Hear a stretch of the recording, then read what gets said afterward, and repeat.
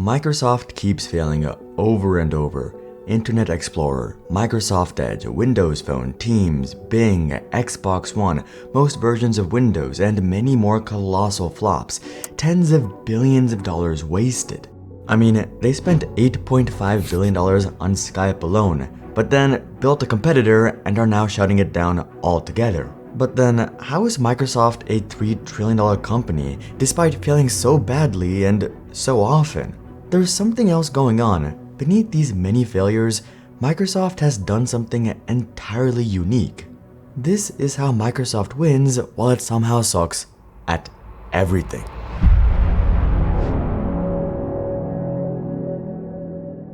So, just how many massive missteps are there at Microsoft?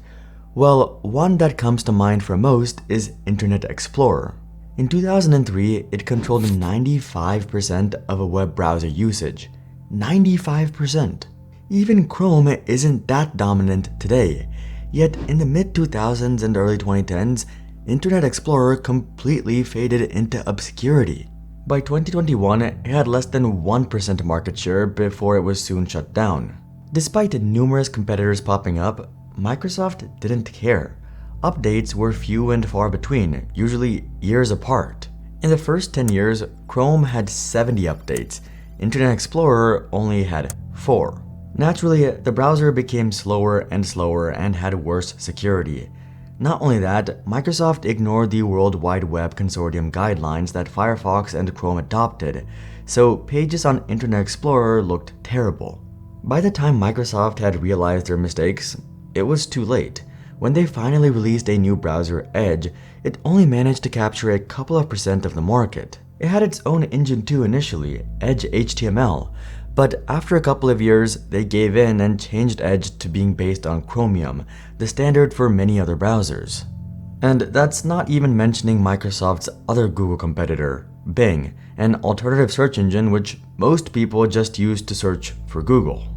It's easy to laugh at Bing, but when looking at the financials, things become less funny and more depressing. Between its launch in 2009 and 2011, Bing lost Microsoft over $5 billion, and from 2011, it was losing $1 billion a quarter. In 2023, Microsoft admitted that it had invested over $100 billion into Bing's search engine, yet has sat around 4% market share for what seems like an eternity.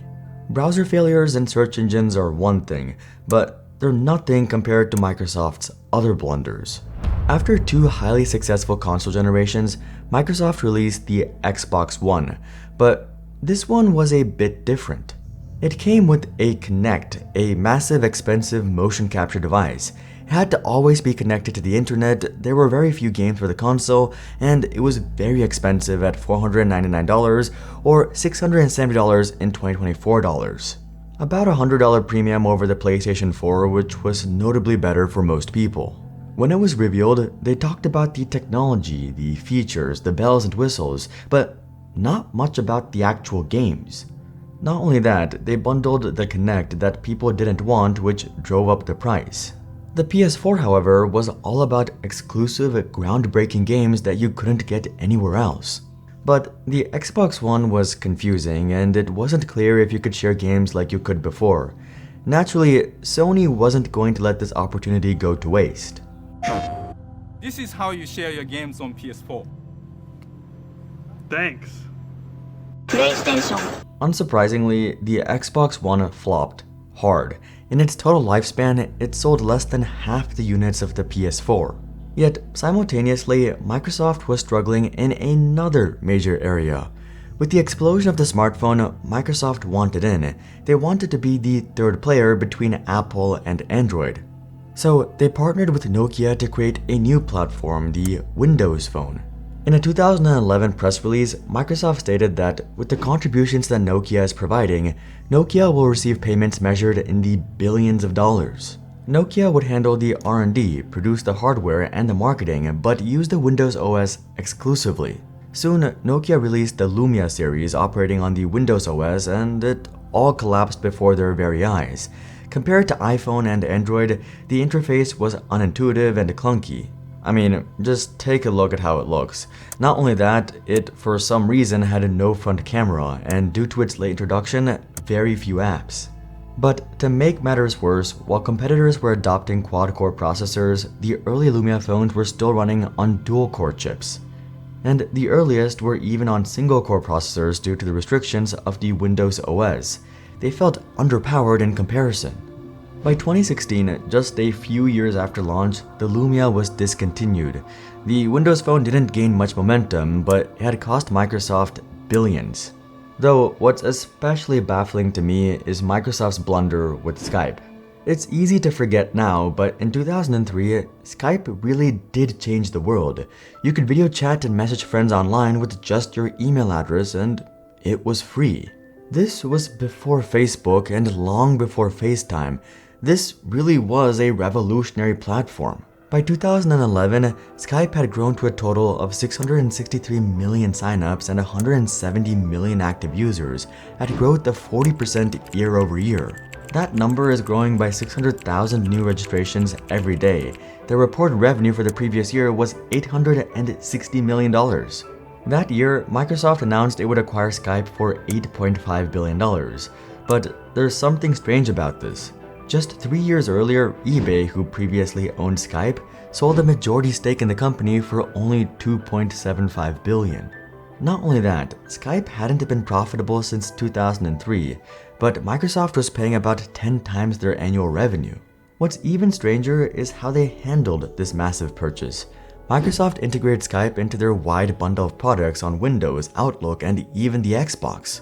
But then their attention was drawn elsewhere. As Slack took off in the business space, they pivoted Skype to being a Slack competitor after deliberating over buying Slack. This didn't work out, so they built an entirely new platform to offer in the Office suite, Teams. Though Skype Business was still a thing, so they now had two business calling and messaging solutions. So they walked back Skype to be for private calls for friends and family, but by this time, they weren't so unique. There was Discord, Zoom, FaceTime, and so many more. It really seemed like Microsoft was unsure with what to do with Skype. They had paid nearly $10 billion for it, but had built a better platform and a competitor to it. Then, just recently in March of 2025, Microsoft announced the shutdown of Skype, shifting their focus to Teams.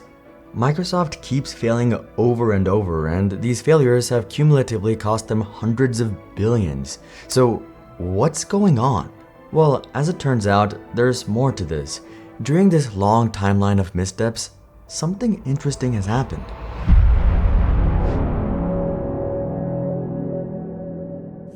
As tech workers and enthusiasts, I'm sure many of you know the struggle of working with legacy ERP and CRM systems. Slow, clunky interfaces, overpriced contracts, and integrations that feel like they were designed in the early 2000s. You've probably thought there must be a better way, and that's why I'm excited about today's video sponsor, Odoo. Odoo is the modern all-in-one solution that actually makes business management easier, not harder. Odoo gives you a full suite of integrated apps covering CRM, sales, inventory, accounting, and even manufacturing, all in one seamless platform. Odoo lets you pick only the apps you need and scale as your business grows. And if you want to try out just one app like inventory management or invoicing, Odoo lets you pick only the apps you need and scale as your business grows. And if you just want to try out one app like inventory management or invoicing, it's completely free, no credit card required. You can also say goodbye to outdated interfaces and endless training sessions. Odoo is designed for the 21st century with a clean, modern UI that makes navigation easy. For example, need to track production in real time? Odoo's MRP system handles production planning, scheduling, and inventory tracking, keeping everything running smoothly. Odoo also automates time-consuming tasks, from lead scoring in CRM to AI-powered invoice processing in accounting, meaning your business can move faster with fewer errors. Whether you're a startup or an enterprise, Odoo grows with you. It streamlines complex business operations without the bloat of legacy systems, so you can focus on what really matters. Stop fighting with outdated ERP systems. Try Odoo for free for 14 days. No credit card required. Click the link in the description and see how Odoo can streamline your business today. Thank you to Odoo for sponsoring this video.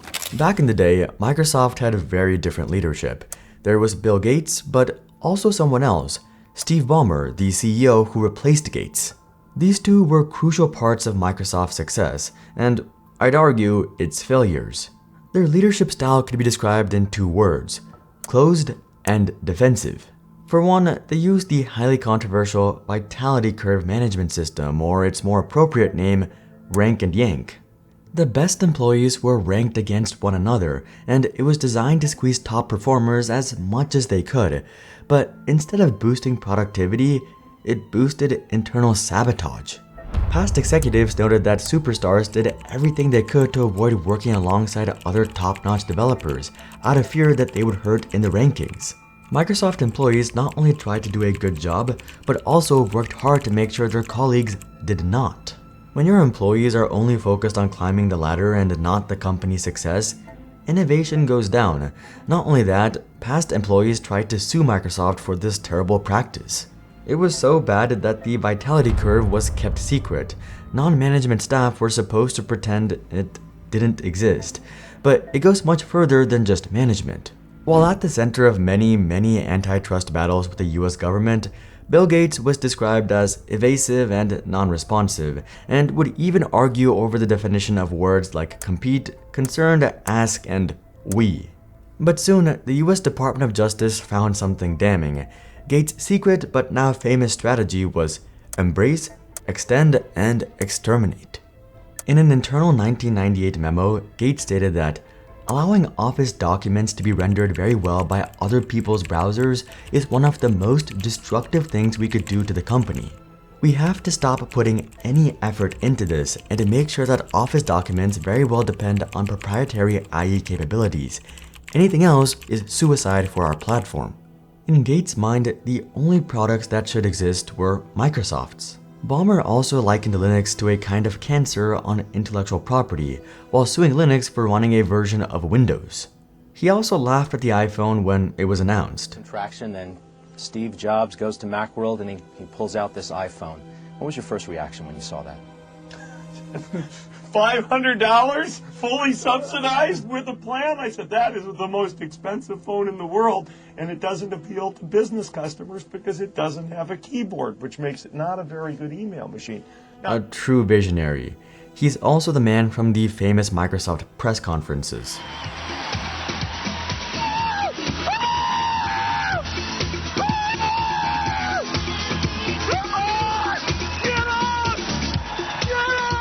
But what's really surprising is what happened next.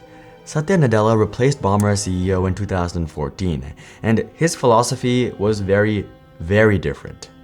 The following year, Microsoft changed their mission statement: empower every person and every organization on the planet to achieve more. Very positive, but also very corporate speak. But what did Nadella actually mean? His goal was to change Microsoft from a place where people were know-it-alls to create a learn-it-all culture. He encouraged employees to embrace failures as learning opportunities, and that leaders need to empower their teams and not just manage them. A complete opposite to the vitality curve. This all sounds good, but only if it's actually carried out. But after Nadella took over, something interesting happened. They kept failing, sure, but their attitude changed completely. We're not in the business of out-consoling Sony or out-consoling Nintendo. There isn't really a great solution or win for us. And I know that will upset a ton of people. We lost the worst generation to lose in the Xbox One generation, where everybody built their digital library of games. Microsoft started to be way more transparent about their failures. In 2017, they killed off the Windows Phone, but later, when asked about regrets, Nadella openly admitted that, in retrospect, I think there could have been ways we could have made it work by perhaps reinventing the category of computing between PCs, tablets, and phones. This was insane. The CEO of one of the world's biggest companies admitting a mistake? Microsoft really was treating failure as a learning opportunity. Back when they introduced Edge, it used a custom engine called Edge HTML compared to the Chromium engine, Blink. I respect Microsoft for trying to disrupt the browser space, but after a while, things didn't work out, so they adopted the Chromium model for Edge, which was open source. They said this was to create better web compatibility for our customers and less fragmentation for developers. Also, Microsoft now loves Linux. In fact, they literally have an article on their official website about how they love Linux and how they use Linux for their own servers. And that's not all. In 2015, when displaying Microsoft's products on mobile, Nadella showed them on an iPhone, and this was before they killed off the Windows Phone too. I'm going to first start on this iPhone, and it's not my phone, but it is an iPhone, he said. This might seem like nothing, but it was essentially Nadella surrendering the smartphone war before the phone was killed off. In the corporate world, you usually never acknowledge competitors, unless it's in a negative way. Just a few years prior, this would have never happened. Microsoft would have only used the Windows Phone and talked about how it was still going to change the world or something. If you needed any more convincing of the change at Microsoft, look at this image. A slide Nadella showed during a press conference, and their official blog stated, "Wow, what a great slide and what a change for Microsoft." This is a total 180 to Ballmer's comment from years back in Microsoft's previous stance. For context, this has to do with their enterprise cloud product, Azure. And shockingly, Microsoft's engineers openly admitted that Linux usage on their cloud has surpassed Windows. It shows us something fascinating. They're willing to surrender and go with what the market has decided. Nadella and Microsoft have such a mature outlook, but the question is, why? Why do they keep failing and why are they so open about it? Is this culture actually helpful? Well, I have a theory as to why.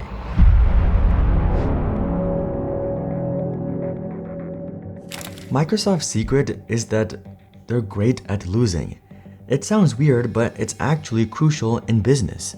You can't win every time, but many giants will cling on to their bad investment due to the sunk cost fallacy and never ever openly admit that they made a mistake, saying, "Our product is a strong competitor. We are committed to pleasing our shareholders, blah blah blah, even if the product is crashing and burning." But Microsoft, the biggest, most corporate company, seems to be doing the exact opposite. In Nadella's book, Hit Refresh, he states that, "We need to be willing to lean into uncertainty, to take risks, and to move quickly when we make mistakes. Recognizing failure happens along the way to mastery." But admitting failure all the time would be a problem if they weren't great at pivoting after losing. They overpaid for Skype, but when it wasn't working, they built Microsoft Teams instead. Edge HTML wasn't working, so they adopted Chromium. Xbox One was terrible, so they moved away from consoles to Game Pass. Not only that, they seem to have a lot of products that are worse or losing to the market leaders. Teams to Slack or Zoom, Bing to Google, Azure to AWS, Xbox to PlayStation, Edge to Chrome, OneDrive to Google Drive, Cortana to Siri, the Microsoft Surface to the Apple iPad. They seem to be losing in every market. So how are they a $3 trillion company and still bigger than almost all these competitors despite losing to them? There's a big elephant in the room: Windows and the Office suite. These bring in what I like to call stupid money. Not just great revenue, stupid revenue, billions upon billions. Microsoft can afford to lose in so many races because they have such massive cash cows. The Lumia failure almost killed Nokia, but was a tiny footnote for Microsoft. But even then, there's something else going on. When Satya Nadella became CEO, he began pushing cloud and enterprise very hard. Solutions for Business and Azure, the cloud competitor to AWS. It makes sense since he was previously the executive vice president of this sector at Microsoft, but it shows us another part of the answer. Microsoft competes on size. Ironically, their competitive advantage is how big they are. They have so many products in so many industries, but what they're great at is bundling them together.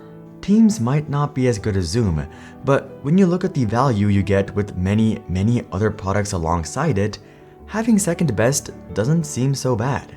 Also, as a company, you don't have to deal with a bunch of back-end vendors. You can just have everything go through Microsoft and the people that you already know. Azure has been behind AWS for a while, but they're catching up. Bing is miles away from Google, but Azure is within 10% of AWS. And now they're leveraging their size even more by integrating AI functions from ChatGPT. I think this also explains why they're so honest about failure. Consumer markets tend to be more interested in hype and emotion, but enterprise markets, aka other businesses, are totally different. Things are more pragmatic and relationship-driven. These customers want hard facts and strong connections. Compared to a consumer who buys a product once or twice, business relationships are much closer and usually long-term. Just think about it. If you only have 2 customers instead of 2,000, the relationship is going to be very, very different. So when Microsoft is upfront about failures and explains how it's improving or changing, it's not always seen as a turnoff. The old Microsoft was defensive, but the new Microsoft is pragmatic. Remember how Google's mission statement used to be, "Don't be evil," before they removed it? Well, I think Google and Microsoft have somewhat traded places. Microsoft used to be, frankly, quite evil. Are they perfect now? Of course not, just look at all the problems with Windows 11. But I think the heart of the business has changed for the better. Now it's Google that's the one that's way behind in the AI race. They win by the sheer volume of their offerings and business relationships. And now they're beginning to move ahead. Azure is getting very close to AWS, and Microsoft is winning the AI race against Google, who's ironically looking more like the older Microsoft. Microsoft succeeds at many things quietly, but fails loudly. If failing at everything still gets you over a $3 trillion valuation, you're clearly succeeding at something. The same cannot be said about one of Microsoft's biggest historical partners, Intel. They recently bet $100 billion on trying to catch up to TSMC and AMD and ended up losing everything.